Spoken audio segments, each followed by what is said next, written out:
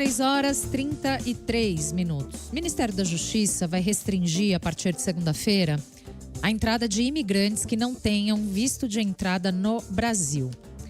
Essa decisão foi tomada em meio a denúncias de que o país tem sido usado como rota de organizações criminosas para tráfico de pessoas. Houve uma investigação da Polícia Federal identificando que a maioria dos imigrantes que pedem refúgio no Brasil não tem motivações que justifiquem a admissão como refugiados. Bom, a gente vai tratar sobre esse assunto, vai tratar deste assunto agora com o Paulo Willis, que é coordenador de Relações Institucionais do Centro de Direitos Humanos e Cidadania do Imigrante, ex-coordenador-geral de Política Migratória do Departamento de Migração do Ministério da Justiça. Paulo, bem-vindo. Boa tarde. Boa tarde, Tatiana. Boa tarde, Fernando. Um prazer estar aqui com vocês. O que é que determina o status de refugiado para uma pessoa? Bom, primeiramente, o que determina o status de refugiado é se há qualquer temor para a pessoa, né? Seja uma perseguição política, religiosa, por questões de orientação sexual, enfim, qualquer situação que justifique um temor para a vida da pessoa. E o Brasil ainda considera também a grave e generalizada violação de direitos humanos como uma forma que justifica aí um pedido de refúgio. Paulo, como a Tati disse, nesse caso houve uma investigação da Polícia Federal que identificou que imigrantes que pedem refúgio aqui no Brasil não têm essa motivação, não é para ser refugiado. O que tem nessa investigação? O que a PF identificou? Olha, eu não tive acesso a esse relatório da Polícia Federal, é um relatório citado, inclusive na nota do Ministério da Justiça, que eu li agora há pouco, saiu esta manhã, mas eu acredito que quando se trata desse tipo de decisão, apesar de ter uma investigação da Polícia Federal que aponte indícios ou casos envolvendo tráfico de pessoas, que isso é uma resposta muito mais política do que qualquer outra coisa, né? Não se pode, e isso está muito claro, né, em todo o movimento internacional, todas as organizações de direitos humanos, tem muito claro que não se pode confundir tráfico de pessoas com migração. Inclusive, eu até estava vendo agora há pouco, a professora Deise Ventura, professora de Relações Internacionais lá da USP, escreveu um artigo em um livro que foi organizado pela professora Tatiana Friedrich, que inclusive foi diretora do Departamento de Migração do Ministério da Justiça também, que ela fala da árvore e floresta, né? E que as políticas, muitas vezes, que focam a árvore as políticas que tratam do tráfico de pessoas e da criminalização da migração. E a política migratória e toda a defesa de direitos humanos e a promoção da cidadania é a floresta. Então, corre o seu risco de, a partir de um relatório da Polícia Federal, o governo brasileiro mirar a árvore e esconder toda a floresta, que é toda a migração. Nós sabemos que para o Brasil recorrem imigrantes do mundo inteiro, né? O Brasil tem uma tradição de acolhimento, uma tradição histórica de acolhimento. O Brasil avançou muito na legislação migratória. A nossa lei 13445 de 2017, ela tem como um dos seus princípios fundamentais a não criminalização da migração. Então, é esse o risco que nós estamos correndo diante desta medida. A gente tem muita curiosidade, né? Não saiu nenhuma portaria ainda, mas temos curiosidade de como será essa portaria, qual será o plano de contingência, porque veja só, Tatiana e Fernando, se você aplica uma legislação como essa, você corre o risco, inclusive, de aumentar o número de pessoas inadmitidas lá dentro do aeroporto, né? Porque as pessoas não se declaram refugiados quando elas partem do seu país, até porque ela não conseguiria viajar, né? Então, eu não sei qual é a base, qual o cálculo que o governo federal fez sobre o impacto justamente dessa medida, que foi repentina, né? Apesar de se dizer que é uma resposta um fato em si, né, que neste momento há muitos imigrantes lá no aeroporto. O relatório da Defensoria Pública, que foi lançado faz poucos dias, mostra que desde 2015 a Defensoria e organizações já monitoram essa situação dentro do aeroporto de Guarulhos. Quer dizer, não é um caso que aconteceu essa semana, isso é Sim. algo que vem se repetindo ao longo de muito tempo. Inclusive, o comunicado do Ministério da Justiça diz que está consolidada no Brasil uma rota de migração irregular com forte atuação de atores envolvidos no contrabando de imigrantes e no tráfico de pessoas com evidente uso fraudulento do Instituto do Refúgio. Foi por isso que eu te perguntei o que é que configura um refugiado, quais são os critérios para que se peça refúgio a um país. E o que eu li também é que essas pessoas compram passagens para outros países aqui da América do Sul, fazem escala no Brasil, descem aqui e pedem refúgio aqui. E a partir daqui seriam aliciados para entrar nos Estados Unidos ou no Canadá. Por isso lhe perguntamos o que é que a PF descobriu nessa investigação para saber se você tinha mais detalhes sobre esse caso, essa explanação que o Ministério da Justiça deu. A gente ouviu nessa semana, aqui na CBN, Paulo, o secretário nacional de Justiça, Jean Wema, ele diz que o direito das pessoas vai ser respeitado e que o objetivo é manter a migração justa e segura. Ele também explicou que as autoridades brasileiras vão fazer o que as autoridades brasileiras vão fazer para identificar pedidos legítimos de refúgio. Ou seja, tem que provar que é um refugiado. Como é que prova isso? Não há como provar. A pessoa não pode sair lá do país de origem, ou talvez já esteja em trânsito, trazer as provas de refúgio. Você não sabe qual é a motivação, pode ter sido um conflito, uma ameaça contra a vida. Então, são essas questões que preocupam e muito todas as organizações que trabalham com migrantes e refugiados aqui no Brasil. Eu acabei de ver agora, né, uma matéria de um colega nosso do Migramundo, né, que é um site que publica reportagens sobre migração. Até o momento são mais de, pelo menos 8 notas de repúdio de organizações muito sérias, né, como o Serviço Pastoral dos Migrantes, a Missão Paz, e outras organizações e movimentos de imigrantes. Então, há uma mobilização para que o governo realmente mostre que não está passando acima da Lei de Migração 13.445, que permite, sim, a admissão de pessoas que estejam em situação de vulnerabilidade e que realmente precisem solicitar refúgio no Brasil. Eu acho que o governo tem que ter, sim, políticas específicas para o combate ao crime organizado do tráfico de pessoas, a combater essa rota, né? Prender os traficantes, identificar os coiotes. Isso, sim, tem que ser feito. Agora, não podemos criminalizar todos esses imigrantes que partem do seu país em busca de melhores condições de vida por conta de criminosos, né? E mais, eu acredito que o Brasil poderia investir muito mais também no incentivo para que esses imigrantes pudessem ficar no Brasil, né? Também não é verdade que todos esses imigrantes querem ir para os Estados Unidos, né? Se a gente pegar os números, por exemplo, dos próprios afegãos, um grande número vai para os Estados Unidos, mas há uma quantia razoável já de afegãos que estão trabalhando e que estão constituindo suas famílias aqui no Brasil. Então, talvez uma crítica também que se faz é que talvez essa seja a saída mais fácil, quando, na verdade, deveria ser investir para que se tivesse uma triagem lá dentro do aeroporto de Guarulhos, com profissionais, né, que vocês tivessem maior agilidade para analisar todos esses pedidos de refúgio. E que Hoje não tem, Paulo?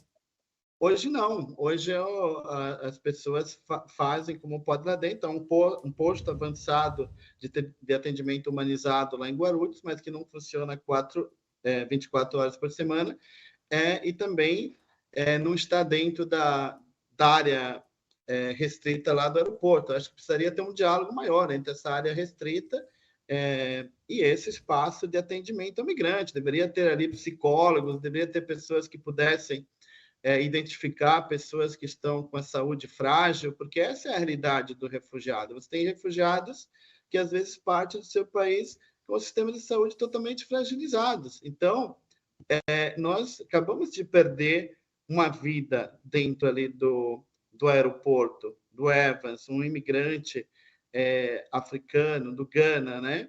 E que tinha todo um sonho. Nós temos colegas aqui que conseguiram, através de outros imigrantes de Gana, conversar com a família do Evans, né? E ele que realmente queria migrar porque ele queria ajudar a família dele. Então, é preciso analisar todas essas questões e dialogar amplamente com a sociedade. A Lei de Migração 13445, ela substituiu o Estatuto do Estrangeiro de 1980, que era uma lei de migração que tinha esse viés de segurança nacional. E ele foi derrubado em 2017 para se construir uma nova lei com um paradigma de direitos humanos. Para fazer essas mudanças, seria muito importante que fosse aberto um amplo debate com a sociedade. Tanto é que a sociedade se manifestou através dessas notas.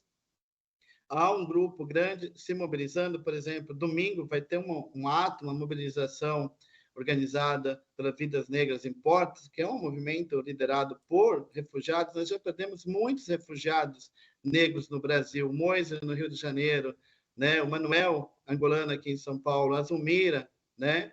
E agora essa situação lá dentro do aeroporto. E nós também faremos uma reunião chamando as organizações que atuam na temática da migração na terça-feira, justamente, para a gente tirar um posicionamento conjunto e chamar o governo para que apresente realmente medidas que são estruturantes, né?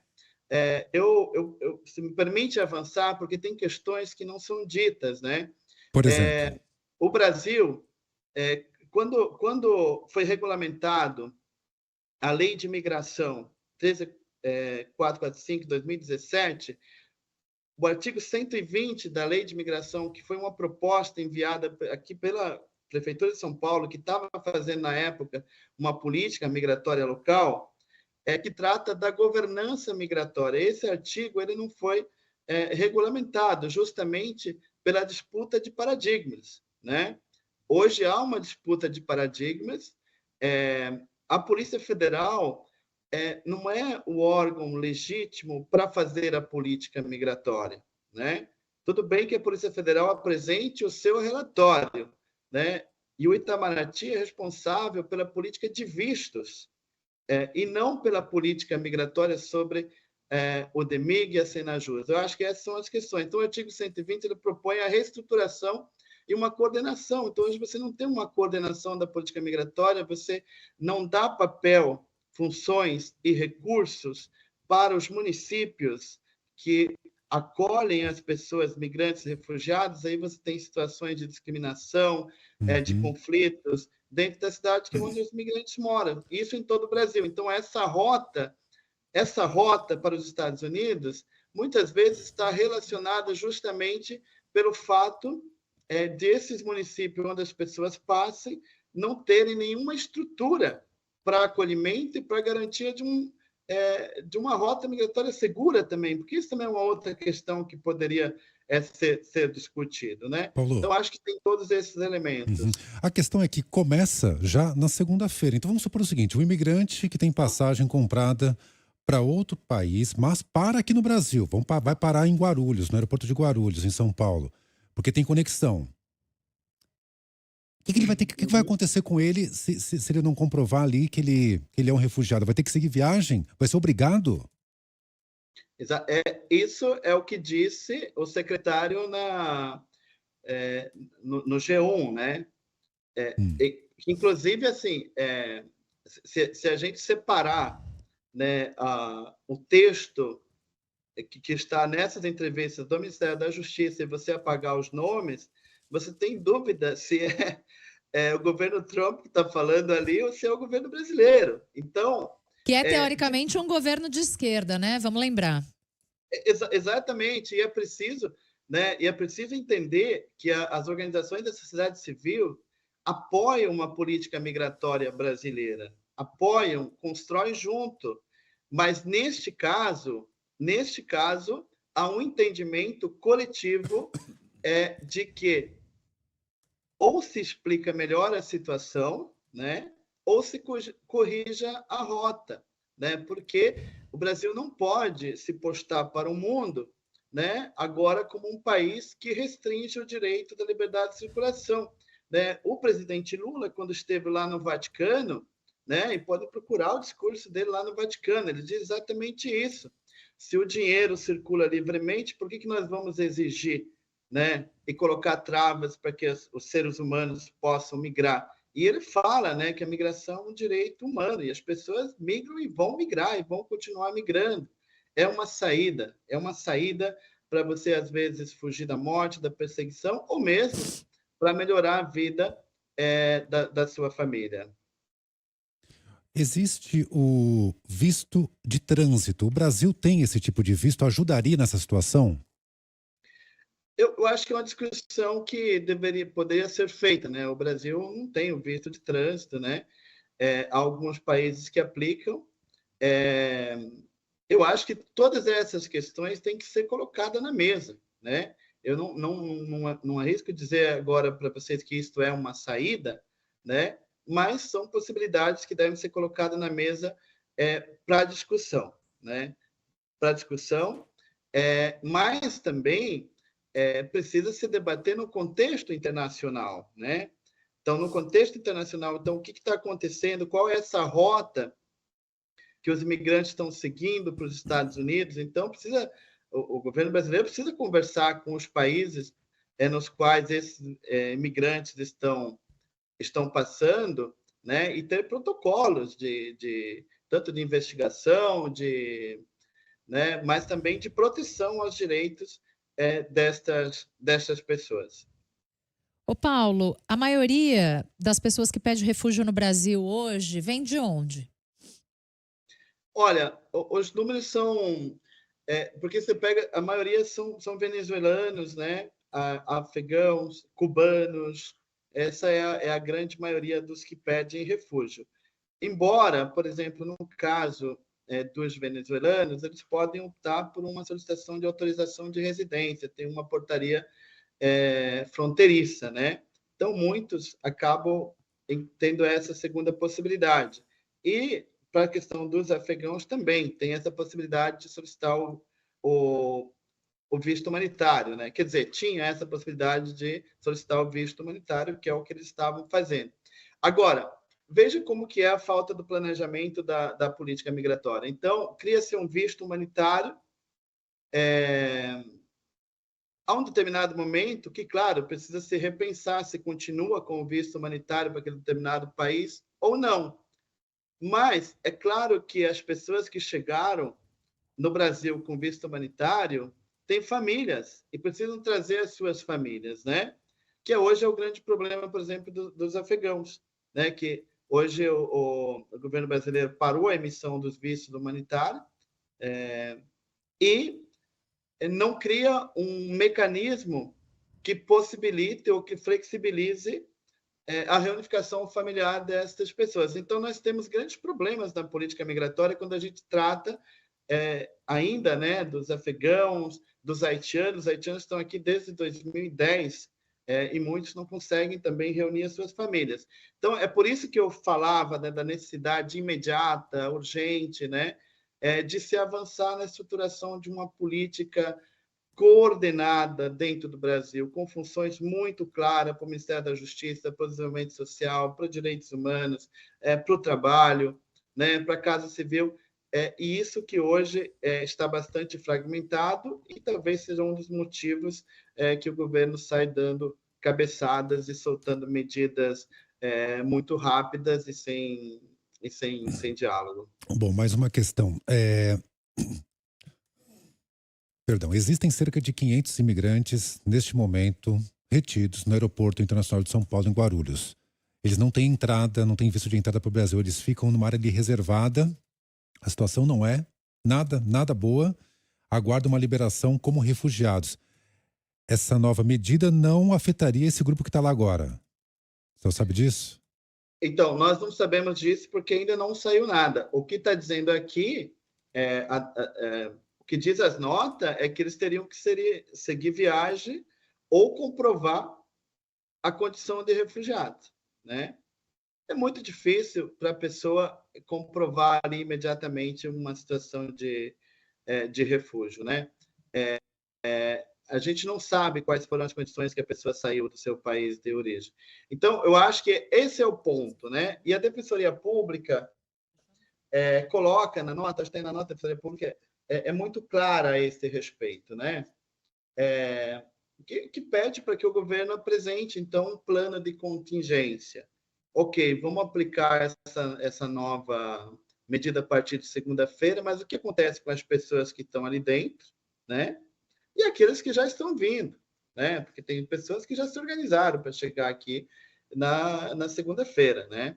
Então, acho que esse é um dos grandes desafios aí que precisa ser trabalhado e que a gente espera realmente uma resposta. Paulo Illes é coordenador de Relações Institucionais do Centro de Direitos Humanos e Cidadania do Imigrante. É ex-coordenador geral de política migratória do Departamento de Migração do Ministério da Justiça.